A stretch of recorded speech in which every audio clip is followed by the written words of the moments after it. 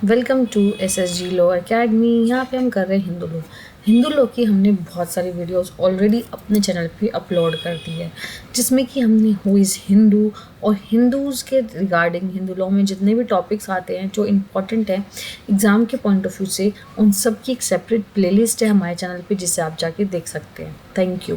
तो आज का जो एक्ट है वो है माइनॉरिटी एंड गार्जियनशिप एक्ट। जैसे कि माइनॉरिटी से हमें समझ में आ रहा है बच्चा, चाइल्ड, और गार्जियनशिप से हमें समझ में आ रहा है केयर एंड प्रोटेक्शन।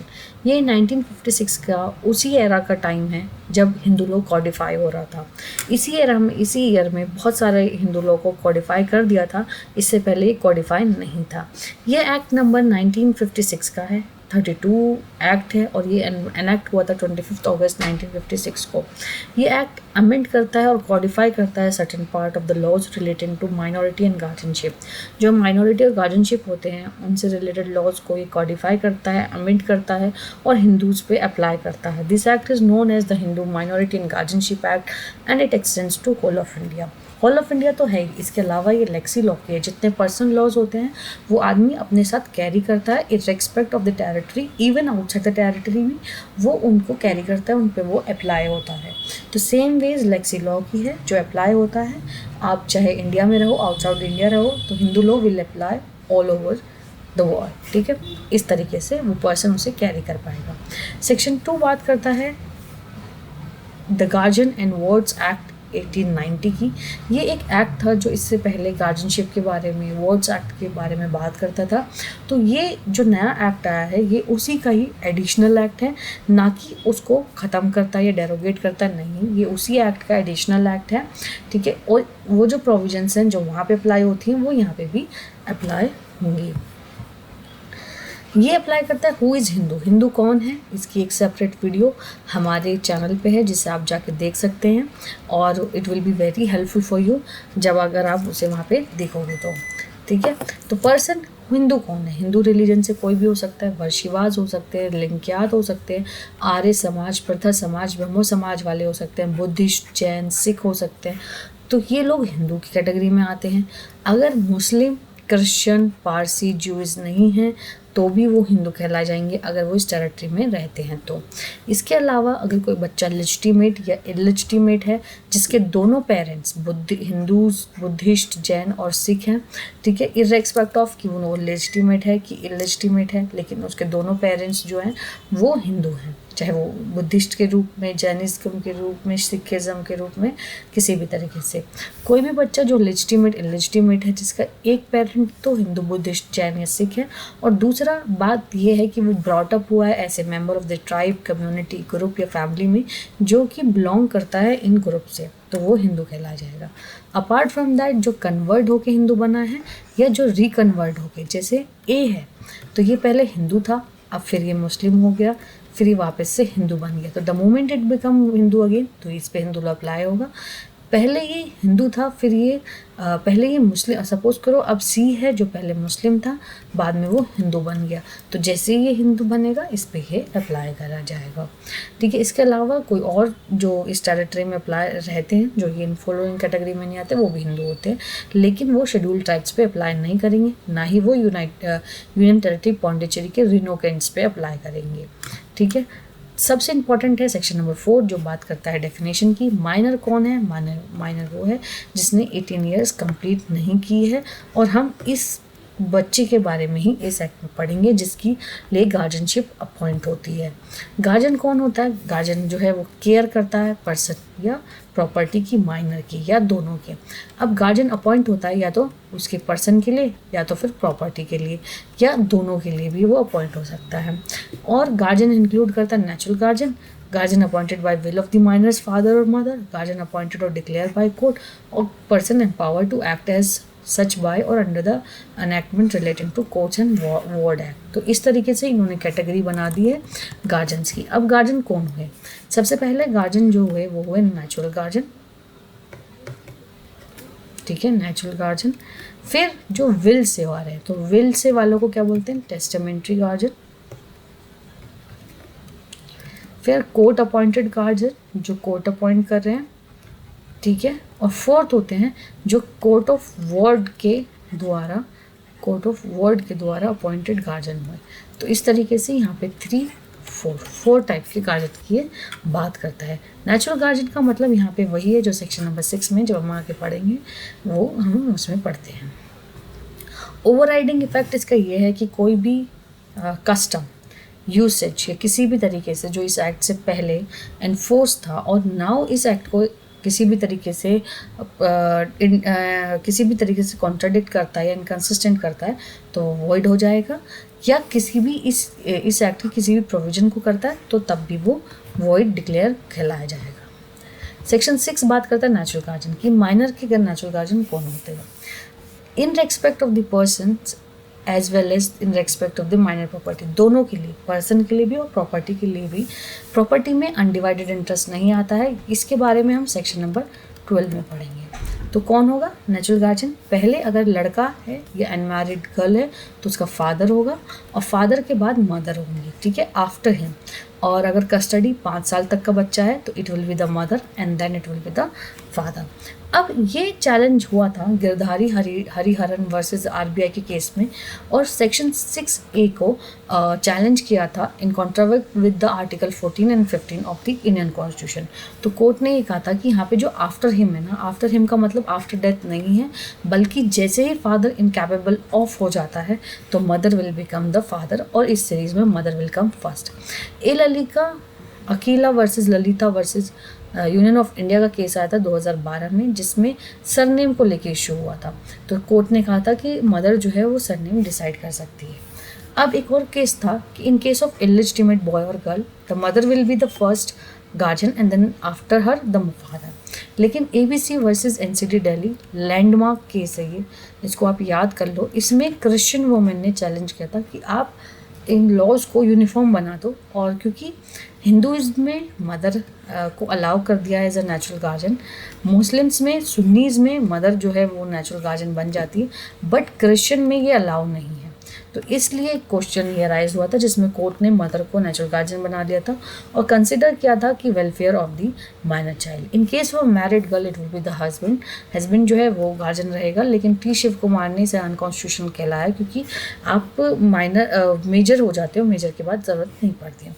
फिर ये कहा था और दूसरा क्या है कि टी शिव कुमार ने यहाँ पे चाइल्ड मैरिज को लेके भी प्रोहिबिशन अराइज हुआ था, जिसमें ये कहा था कि 18 साल से नीचे होगी तो वो चाइल्ड होगी ना, तो अगर आप इसमें उसको गार्जियन बना देते हो तो फिर चाइल्ड मैरिज को प्रोविजन को चैलेंज किया गया था। प्रोवाइड किया था no person shall be entitled to act as natural guardian of a minor under the provision of this action. अगर वो सीज टू बी हिंदू नहीं रहता है या वो कंप्लीटली फाइनली रिनाउंस कर देता है कि वो एक सन्यासी बन जाता है तो उसकी यहाँ पे ज़रूरत नहीं। अब जैसे फादर बन गए तो mother will automatically become a natural guardian, और अगर मदर बन गई देन फादर विल, और जैसे 5 ईयर तक के बच्चे हैं तो उसके लिए ये एक्ट बहुत इंपॉर्टेंट बात कहता है यहाँ पे कि फादर और मदर का मतलब स्टेप फादर मदर नहीं है। ये क्वेश्चन है पीटी का जो आता है। सेक्शन 7 बात करता है natural guardianship of an adopted son. Adopted son यहाँ पे कोर्ट ने कहा है कि जैसे अडॉप्टेड सन है ना, उसके अंदर अडॉप्टेड डॉटर भी इंक्लूड होता है, ठीक है। तो नेचुरल गार्जियन कौन होंगे अडॉप्टेड सन या मदर का? तो वो who is a minor passes on adoption to the adopted father and after him the adopted mother. Same ways जो उसको अडॉप्ट करेंगे तो पहले उसके अडॉप्टेड फादर होंगे and then it will be the adopted mother.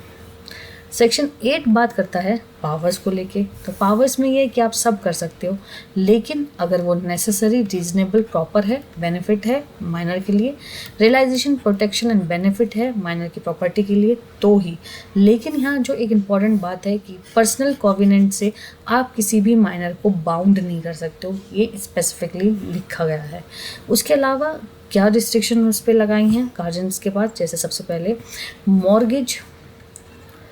Mortgage नहीं कर सकते, चार्ज नहीं कर सकते, सेल नहीं कर सकते, गिफ्ट नहीं कर सकते, एक्सचेंज नहीं कर सकते, कोई भी पार्ट ऑफ इमल प्रॉपर्टी किसी भी माइनर का, या लीज पे नहीं कर सकते 5 ईयर से ज़्यादा। अगर आप इसे करते हो तो आपको कोर्ट की परमिशन लेनी पड़ेगी, या 1 ईयर मोर देन, जैसे ये जो बात है ना, more than 1 year beyond the date on which the minor, तो इसका मतलब 18 में आपने माइनॉरिटी अटेंड कर ली उस बच्चे ने, तो 19 ईयर का वो जब तक रहे होगा ना तब तक आप उसको मॉर्गेज कर सकते हो। अगर आप इसके बियॉन्ड करते हो तो आपको कोर्ट की परमिशन लेनी पड़ेगी।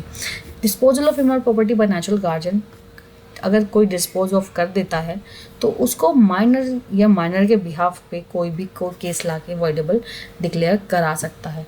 कोई भी कोर्ट जो है ग्रांट परमिशन नहीं देगी नेचुरल गार्जियन को कि वो कोई ऐसा एक्ट करे जो नेसेसिटी या एविडेंट एडवांटेज माइनर के लिए नेसेसिटी ना ज़रूरी ना हो, ठीक है, या उसको एक ऐसा एविडेंट एडवांटेज ना देती हो। अब जैसे सपोज करो माइनर की कोई प्रॉपर्टी है जो कि इस पार्ट में छोटी सी, लेकिन यहाँ से हाईवे जा रहा है, तो अगर कोई गार्जियन इसे सेल करके यहाँ पे प्रॉपर्टी लेना चाहेगा तो इससे तो एडवांटेज मिलेगा ना, तो कोर्ट इसको अलाउ कर देती है।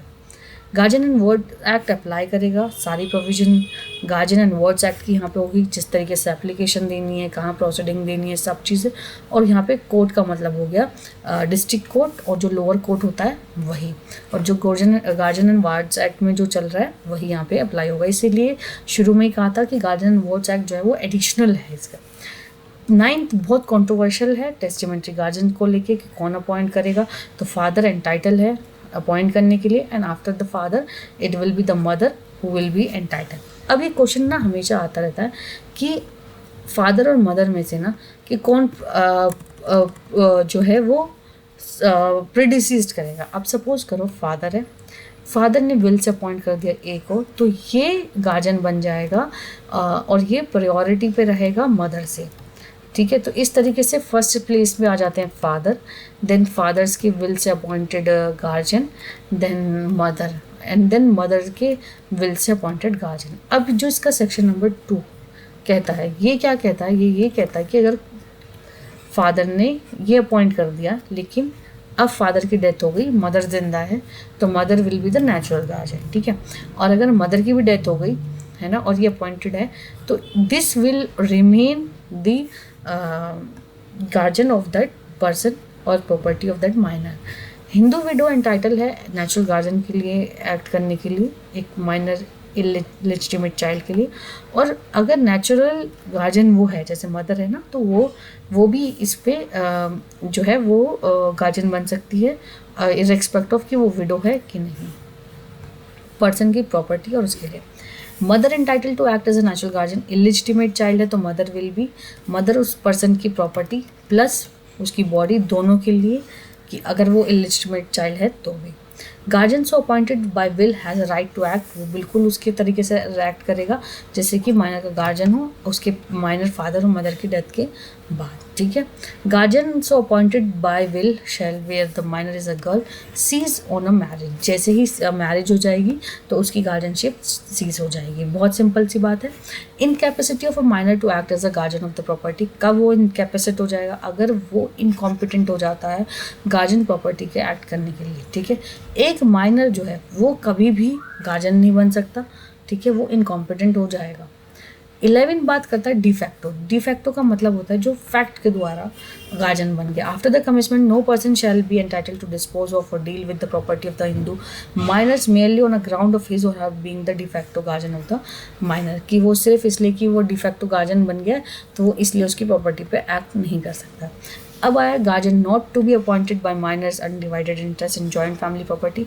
जॉइंट फैमिली प्रॉपर्टी के लिए गार्जियन अपॉइंट नहीं हो सकता। अगर बच्चा जो है वो जॉइंट फैमिली में रहता है तो कर्ता विल बी द मैनेजर, तो कर्ता will be the automatically become the guardian, तो वो ये बात कहा। लेकिन प्रोवाइडेड ये कहा है कि deem to be effect the jurisdiction of high court to appoint as a guardian in respect of such interest. लेकिन हाई कोर्ट की पावर वो नहीं ले लेता है।